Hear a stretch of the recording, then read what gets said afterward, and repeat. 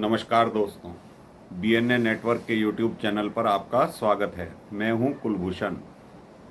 आज आपको खबरों से ज़्यादा उन सवालों के बारे में बताऊंगा जो अरविंद केजरीवाल से लोगों को पूछने चाहिए।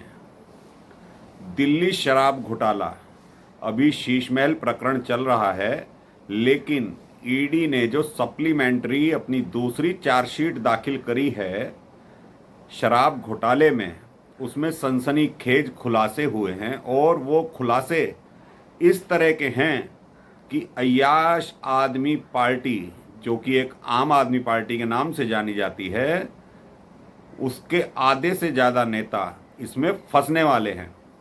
मंत्री फंसने वाले हैं, राज्यसभा सांसद फंसने वाले हैं, और खुद नटवर लाल फंसने वाला है, जो मुख्यमंत्री बनकर बैठा हुआ है दिल्ली में, जो अपने आप को दिल्ली का राजा और दिल्ली का मालिक कहता है।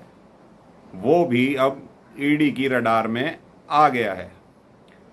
तो दोस्तों, ये खबर तो आपने आज चल ही रही है, न्यूज़ चैनलों पे भी और यूट्यूब चैनल पे भी चल रही है, सोशल मीडिया में ये खबर दौड़ रही है कि केजरीवाल का नाम, राघव चड्ढा का नाम और संजय सिंह का नाम ईडी की चार्जशीट में आया है।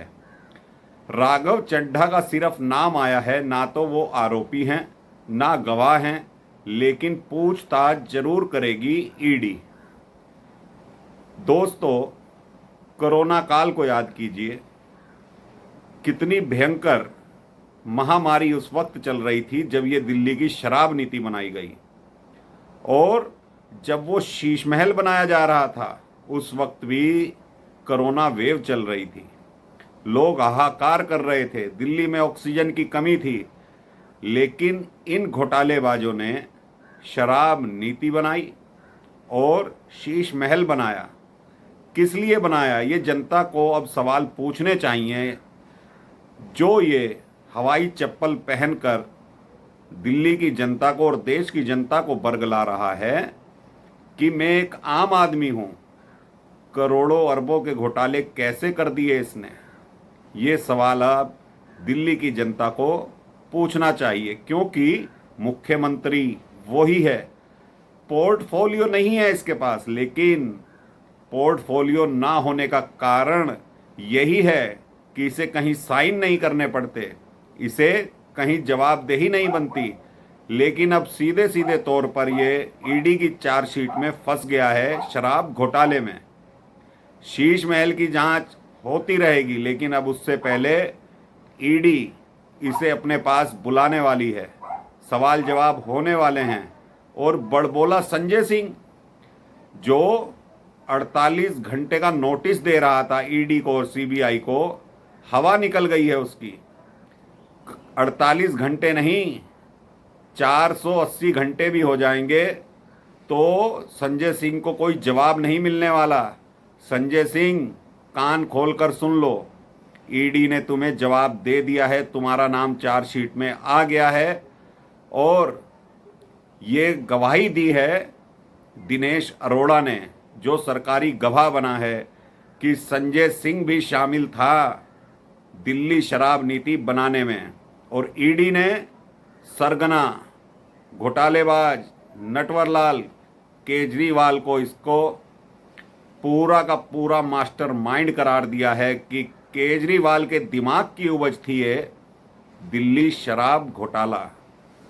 तो जनता अब सवाल करे इस नटवरलाल से कि इसने जो टैक्स पेयर्स का पैसा लूटा है, कितने करोड़ों रुपए दिल्ली शराब घोटाले में हवाला कांड के जरिए इसने चुनावों में लगाए हैं, क्योंकि इसे राष्ट्रीय पार्टी बनानी थी अपनी पार्टी को। अरे केजरीवाल, तुम्हें अय्याशी ही करनी थी, तुम्हें घोटाला ही करना था। पूरे देश में शराब पी जाती है, तो तुम भी पीकर नौटंकी करते, क्यों नहीं करी? जनता का पैसा लूटने वाले केजरीवाल, जवाब देना पड़ेगा, जेल जाना पड़ेगा। ऐसा नहीं होगा कि सिर्फ तुम्हारे खिलाफ जांच चलती रहेगी और तुम कहोगे मैं तो कुछ जानता ही नहीं हूं जी, मेरे पास तो कोई विभाग ही नहीं है जी, मैं तो कहीं साइन ही नहीं करता जी। सीबीआई ने सिर्फ तुम्हें इसीलिए बुलाया था केजरीवाल कि एक बार तुम रडार पर आ जाओ। अब सीबीआई भी तुम्हें दोबारा रडार पर लेगी और ईडी में तो अब तुम्हारा नाम खुलकर सामने आ ही गया है। तुम्हारा नाम लिया है विजय नायर ने। केजरीवाल, जो तुमने फेस टाइम पर बात कराई थी समीर महेंद्रू की, वो विजय नायर ने लिखित में ईडी को बता दिया है। और सिसोदिया के सचिव सी अरविंद, उन्होंने अभी 2 दिन पहले ही ईडी को बताया है कि अरविंद केजरीवाल को मालूम था शराब नीति में क्या क्या फेरबदल हो रहा है। और के कविता, जो तेलंगाना के मुख्यमंत्री की बेटी हैं, वो भी बचने वाली नहीं हैं, वो भी जेल जाएंगी। क्योंकि दक्षिण की लॉबी समीर महेंद्रू बता चुका है कि हमें दिल्ली में कारोबार करने की जो छूट मिली है, जो आज़ादी मिली है, वो कार्य के कविता ने करा है।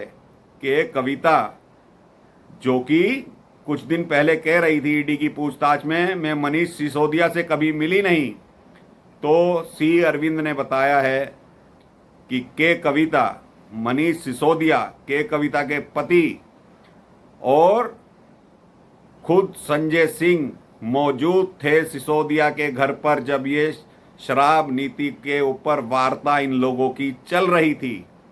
तो अब के कविता किस तरह से मना करेंगी? जज के सामने सी अरविंद गवाही दे चुका है।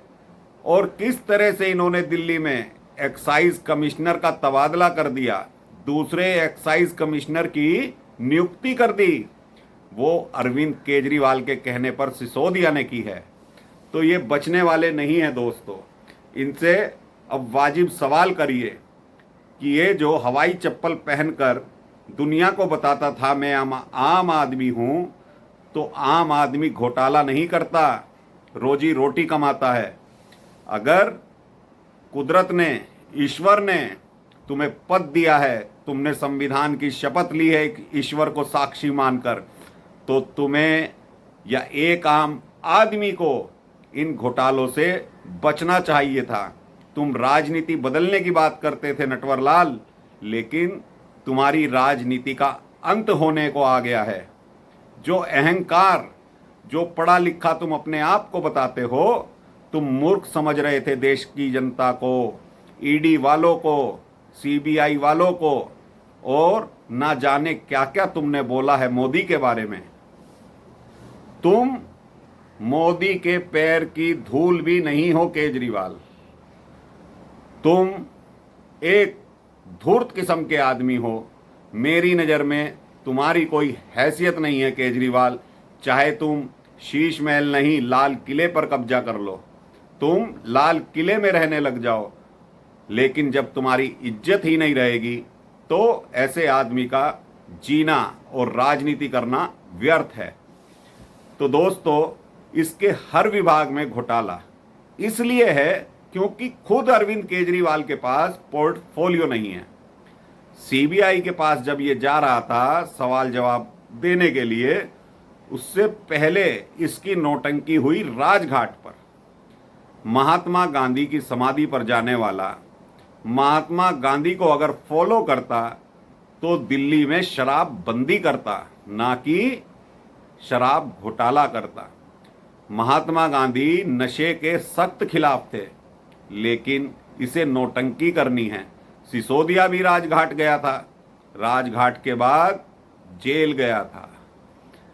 पहली बार जब सिसोदिया राजघाट गया था तो उस दिन सीबीआई ने उसे गिरफ्तार नहीं किया था, तीसरी मुलाकात पर गिरफ्तार किया था। ऐसे ही अरविंद केजरीवाल को भी पहली बार जब राजघाट गया तो उसे गिरफ्तार नहीं किया गया, लेकिन ये गिरफ्तार होगा। अब इसकी राजनीति का अंत है दोस्तों। और राघव चड्ढा, सिर्फ उनका नाम आया है, ना तो वो आरोपी हैं ना गवाह हैं, लेकिन जो दिनेश अरोड़ा ने बताया है, जो सी अरविंद ने बताया है, ये भी सिसोदिया के यहाँ मौजूद था, लेकिन इसको ईडी ने आरोपी नहीं बनाया है। बड़बोला संजय सिंह, दिनेश अरोड़ा लिखकर बयान दे चुका है कि संजय सिंह ने ही मेरी मुलाकात मनीष सिसोदिया से कराई थी।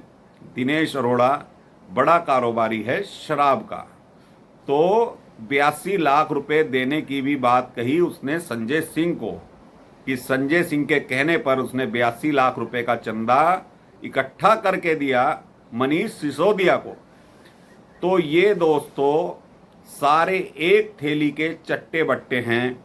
ईमानदारी का इतना ढोंग पीटा इन्होंने, इतना ढोल बजाया इन्होंने जिसकी कोई सीमा नहीं है, और ये ढोल अब फट चुका है, बजने वाला नहीं है।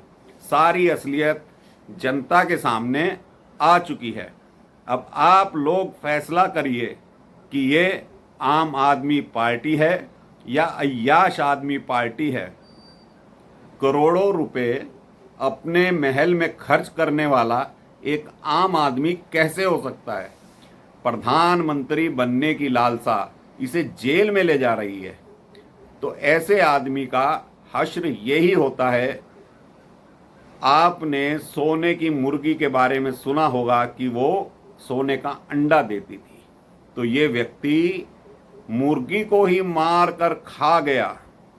कोई तो सोचता है कि मुर्गी को मारेंगे तो बहुत सारे अंडे निकलेंगे सोने के, लेकिन ना इसे सोने के अंडे मिलेंगे, ना मुर्गी ही इसको नसीब होगी।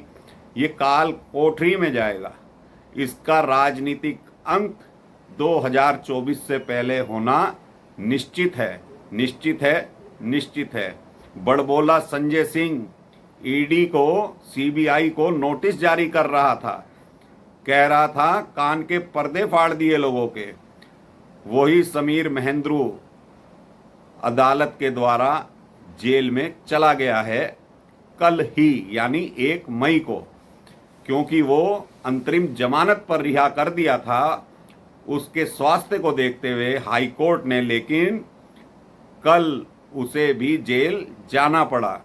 और विजय नायर, ईडी ने बताया है दोस्तों कि सिसोदिया और केजरीवाल ने विजय नायर को खुली छूट दे रखी थी कि चाहे तुम जो भी करो। और संजय सिंह, विजय नायर, मनीष सिसोदिया, केजरीवाल, ये 4 लोग मुख्य रूप से इसमें शामिल थे। और धीरे धीरे जैसे हवाला की परतें खुल रही हैं, अब ये लोग जेल यात्रा पे जाएंगे। केजरीवाल तो मुफ्त यात्रा कराता था, तीर्थ यात्रा। अब जनता, सीबीआई, ईडी इसको जेल यात्रा मुफ्त में कराएगी, क्योंकि इसे मुफ्त में बांटने का बड़ा शौक है। तो मुफ्त में रोटी खाने के लिए अब ये मुफ्त यात्रा करेगा तिहाड़ जेल की। तो अभी के लिए इतना ही दोस्तों।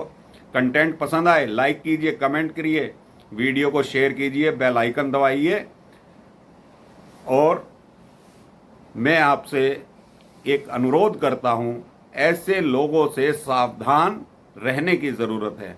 तो नमस्कार, वंदे मातरम, भारत माता की जय।